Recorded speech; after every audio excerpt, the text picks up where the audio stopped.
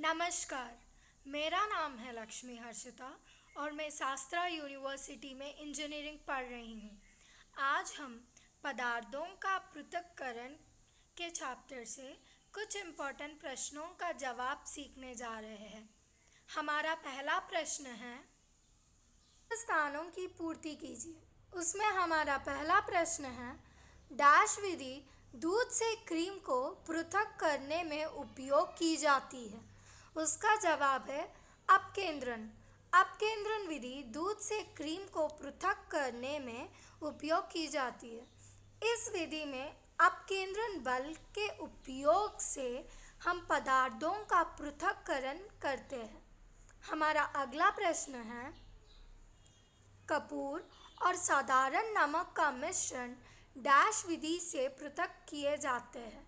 उसका जवाब है ऊर्ध्वपातन। कपूर और साधारण नमक का मिश्रण ऊर्ध्वपातन विधि से पृथक किए जाते हैं। इस विधि में हम दो ठोसों को अलग अलग कर सकते हैं, जिसमें से एक ऊर्ध्वपातित ठोस है, जैसे कि यहाँ पे कपूर है, और दूसरा नहीं है, जैसे कि यहाँ पे साधारण नमक है। हमारा अगला प्रश्न है, लोहे के छीलन को किसी मिश्रण से डैश द्वारा पृथक किया जाता है। उसका जवाब है चुंबक।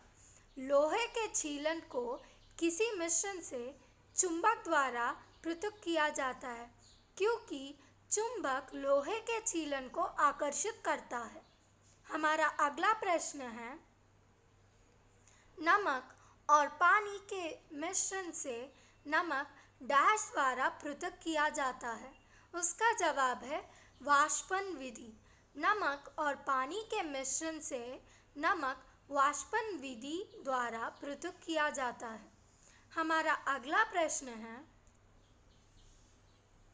डैश विधि द्वारा भाप से शुद्ध जल प्राप्त किया जाता है। उसका जवाब है आसवन। आसवन विधि द्वारा भाप से शुद्ध जल प्राप्त किया जाता है। आसवन विधि किसी भी मिश्रित द्रव को उनके वाष्पन सक्रियताओं के आधार पर उन्हें अलग अलग किया जाता है। हमारा अगला प्रश्न है, वाक्यों में से सत्य और असत्य को छांट कर लिखिए। उसमें से पहला है, नदियों के जल के तलछटीकरण और छानने के बाद पीने का पानी प्राप्त होता है। उसका जवाब है सत्य, क्योंकि नदी का पानी हम सीधा नहीं पी सकते। उसमें बहुत रेत, मिट्टी और पत्थर होते हैं। उसका शुद्ध करने के बाद ही हम पानी पी सकते हैं।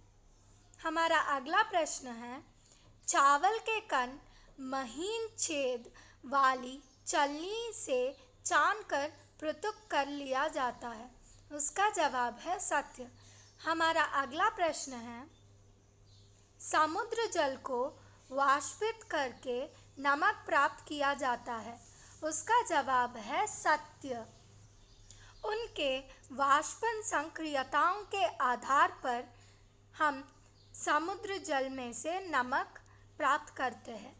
हमारा अगला प्रश्न है, शुद्ध पदार्थ समांगी पदार्थ है जिसमें केवल एक प्रकार ही के अणु होते हैं। उसका जवाब है असत्य, क्योंकि शुद्ध पदार्थों में भी विभिन्न प्रकार के अणु होते हैं। हमारा अगला प्रश्न है, चीनी का शरबत विषमांगी मिश्रण है। उसका जवाब है असत्य। हमारा अगला प्रश्न है, क्रोमेटोग्राफी विधि द्वारा रंगों का विभेदीकरण करते हैं। उसका जवाब है सत्य। मिश्रण के विभिन्न घटक अलग अलग करने के लिए क्रोमेटोग्राफी हम इस्तेमाल करते हैं। हमारा अगला प्रश्न है, यदि मिश्रण में दिया गया अवयव निम्नवत गुण प्रदर्शित कर रहा है, तो इसमें पृथक्करण की कौन सी विधि अपनाएंगे? उसका जवाब है, पहला, एक दूसरे अवयवों से बारी हो तब फटकना और ओसना अपनाएंगे, क्योंकि भारी चीज़ें नीचे गिर जाते हैं और हल्का चीज़ें हवा की वजह से अलग गिरेंगे। अगला है, एक दूसरे अवयवों से बड़ा हो तो हम भीन कर चलान करके अलग कर सकते हैं। अगर एक दूसरे अवयवों से आकृति एवं रंग में भिन्न हो तो भीन कर हम अलग कर सकते हैं, क्योंकि ये हम हाथ से भी कर सकते हैं।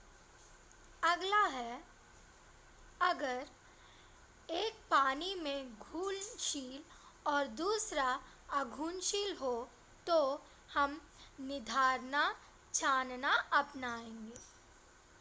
अगर एक दूसरे अवयवों से बारी हो, दूसरा अवयव डूब गया हो तो हम आसवन विधि या फिर अपकेंद्रण अपना सकते हैं।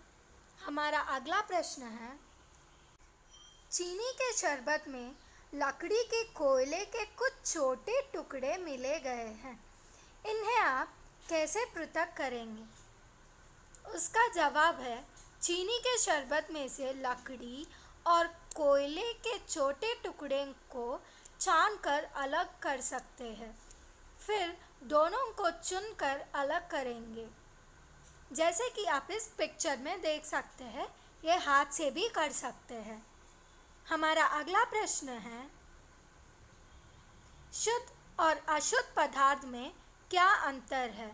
उसका जवाब है, शुद्ध पदार्थ के सभी अणु अथवा परमाणु समान होते हैं तथा इनके गुण निश्चित होते हैं, जबकि अशुद्ध पदार्थ में भिन्न भिन्न अणु तथा परमाणु होते हैं तथा इसके गुण अनिश्चित होते हैं।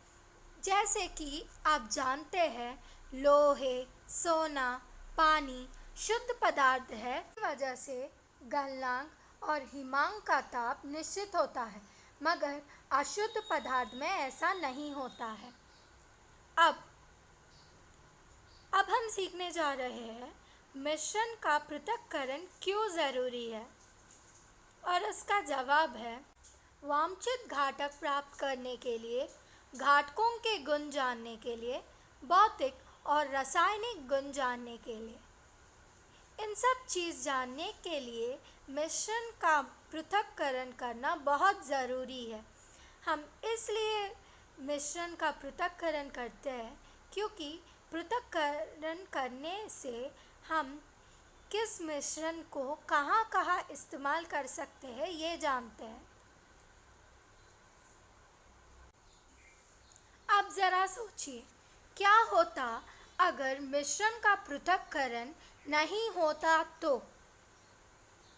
जैसे कि आप जानते हैं, हमें जो कुछ भी प्राकृतिक संसाधनों से मिलता है वो मिश्रण के रूप में ही मिलता है, मगर हम इस मिश्रण को सीधा अपने व्यावहारिक जीवन में इस्तेमाल नहीं कर सकते हैं, क्योंकि उस मिश्रण में बहुत मानवीय चीज़ें होते हैं। इसलिए मिश्रण का पृथक्करण करना बहुत ज़रूरी है। धन्यवाद।